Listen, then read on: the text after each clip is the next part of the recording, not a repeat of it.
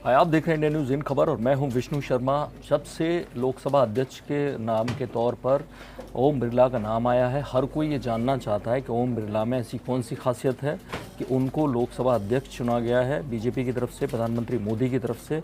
तो वो हर कोई मीडिया बताने की कोशिश कर रहा है वो क्या है। सब लोगों ने अपने अपने प्रोफाइल दिए।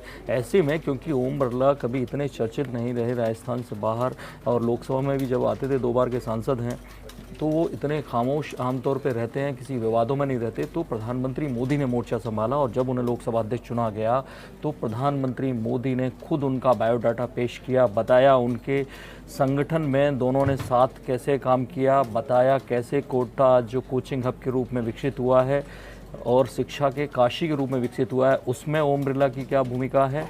जो व्यक्ति कोटा में भूखा सोता था वो अब नहीं सोता, उसके लिए ओम बिरला ने क्या किया। कोटा में लोगों के पास कपड़े नहीं होते थे, उनके लिए क्या किया।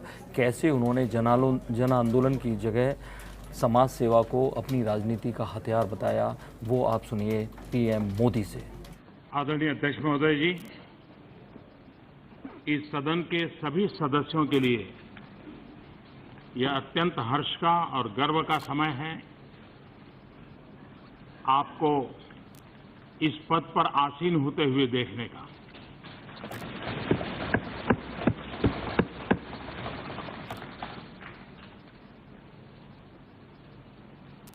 इस सदन में पुराने सभी सदस्य आपसे भली भांति परिचित हैं। विधायक के रूप में भी राजस्थान में आपने जो सक्रिय भूमिका अदा की है, उससे भी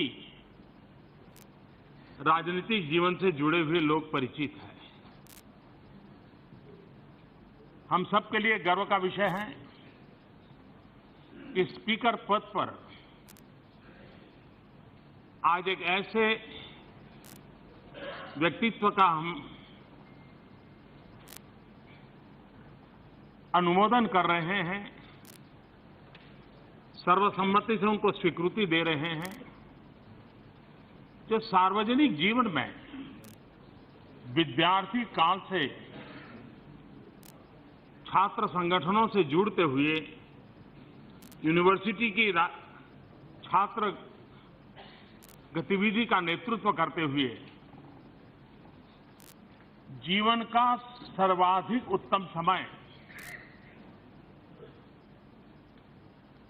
किसी भी प्रकार के ब्रेक के बिना अखंड अविरत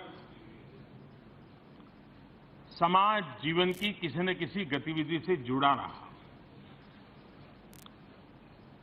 भारतीय जनता पार्टी के कार्यकर्ता के रूप में भी छात्र आंदोलन से निकल करके युवा मोर्चा के संगठन में करीब 15 साल तक जिले में, राज्य में और राष्ट्रीय स्तर पर काम किया।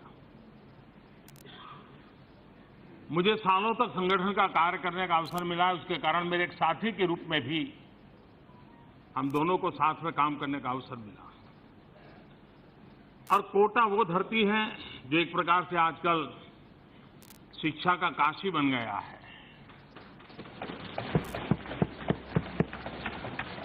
जिनके भी दिल दिमाग में कैरियर की प्राथमिकता है, वो कोटा को पसंद करता है।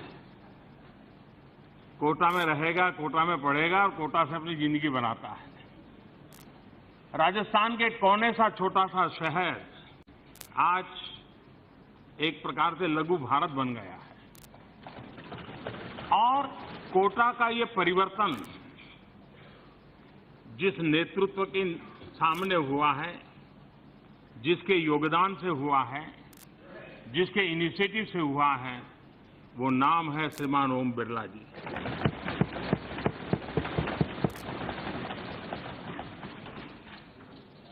आमतौर पर राजनीतिक जीवन में हम लोगों की एक छवि बनी रहती है कि हम 24 घंटे राजनीति करते हैं, उठापटक करते हैं, तू मैं करते हैं, कौन हारे कौन जीते इसी में लगे रहते हैं।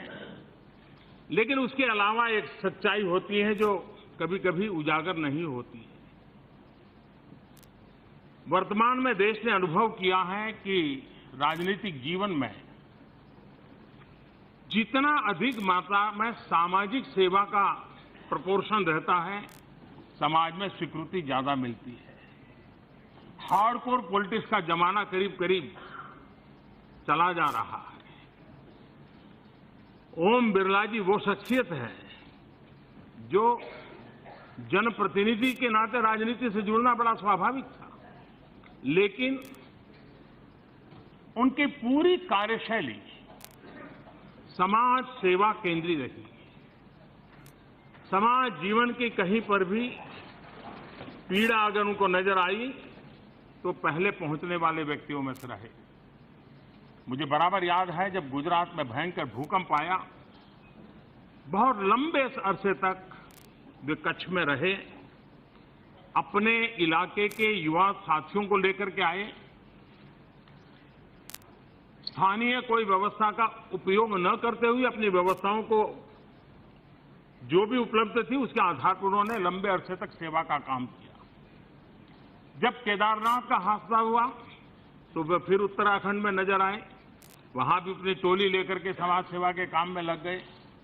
और अपने कोटा में भी अगर किसी के पास ठंड की सीजन में कंबल नहीं है तो रात भर कोटा की गलियों में निकलना, जन भागीदारी से गर्म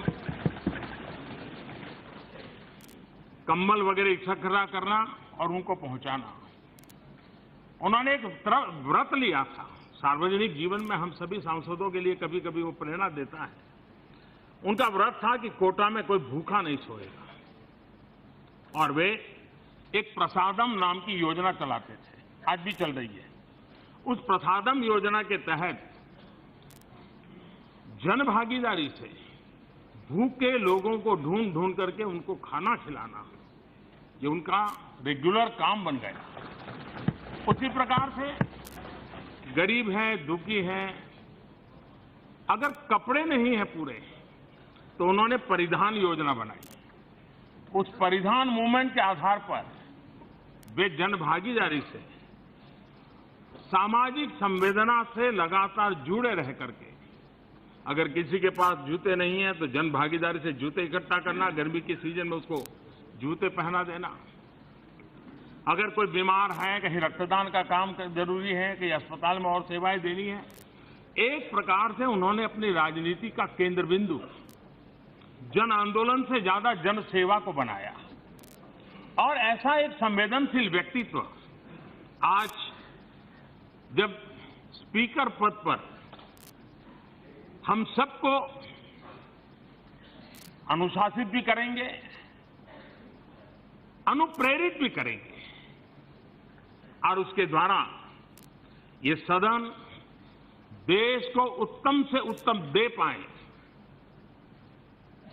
एक कैटलिक एजेंट के रूप में,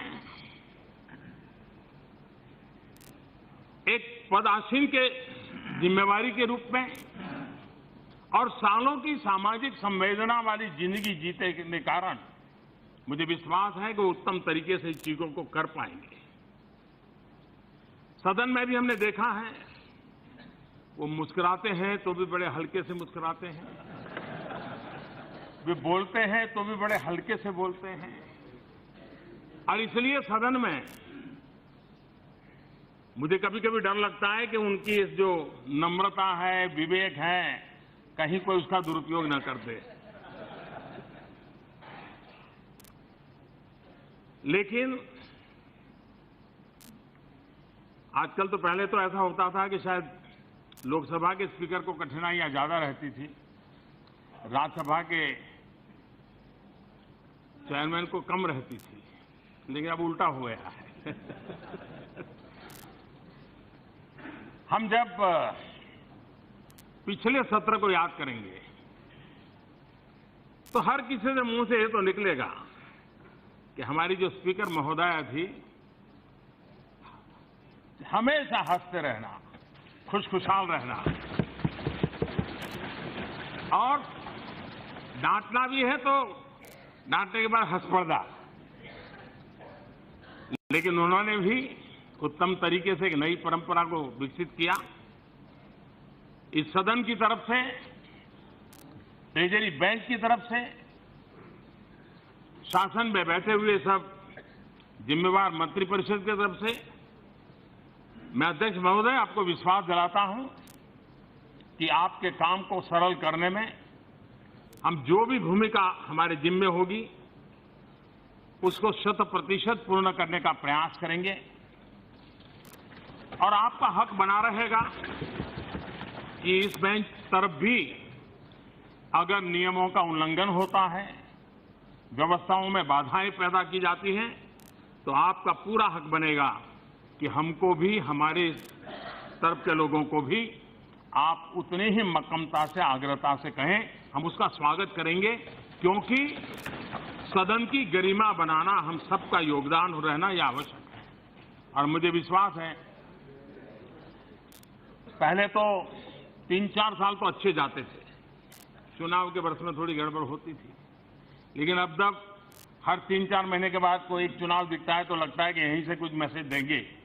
तो ऐसी स्थिति में आपको भी तनाव जरा ज्यादा रहने वाला है, लेकिन फिर भी अच्छी चर्चा हो, उत्तम चर्चा हो, सब विषयों पर चर्चा हो, मिलजुल करके निर्णय हो, उसमें आपको पूरी तरह ये सदन भी योगदान करेगा, ऐसी एक आशा के साथ मेरी तरफ से, सदन की तरफ से, ट्रेजरी बैंक की तरफ से आपको बहुत बहुत शुभकामनाएं देता हूं।